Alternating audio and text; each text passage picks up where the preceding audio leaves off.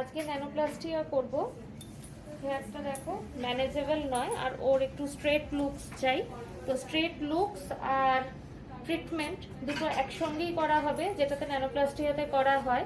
তলায় একটুখানি ও প্রায় 1.5-2 বছর আগে স্মুথনিং করেছিল, তার এফেক্টটা কিছুটা আছে। আর ওপরটা পুরোটাই ভার্জিন হেয়ার, কিছু করা নেই, কালার বা কিছুই করে না। তো এর মধ্যেই আমরা করব ন্যানোপ্লাস্টিয়া।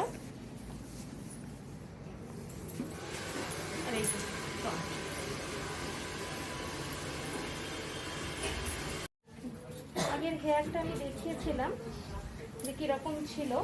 তো এটা কিন্তু কোনো স্ট্রেটনিং, স্মুথনিং বা কিছু সেরকম করা হয়নি কেমিক্যাল। তো এটাতে করা হয়েছে আজকে ন্যানোপ্লাস্টিয়া। ওর স্ট্রেট লুকসও পছন্দ, যে আমি স্ট্রেট লুকস নেব, সঙ্গে যাতে পুরো রিপেয়ার হয়ে যায়। তো আমি একদম তলাটা দেখাবো, দেখো এই দেখো পুরোটাই রিপেয়ার হয়ে গেছে। আর রাফনেস যে ব্যাপারটা ছিল সেটা কিন্তু পুরোটাই কেটে গেছে। দেখো কিরকম লাগছে, দেখো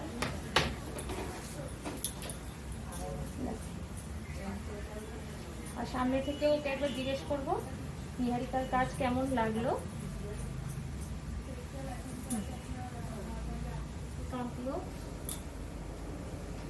দেখো কিরকম লাগছে দেখতে।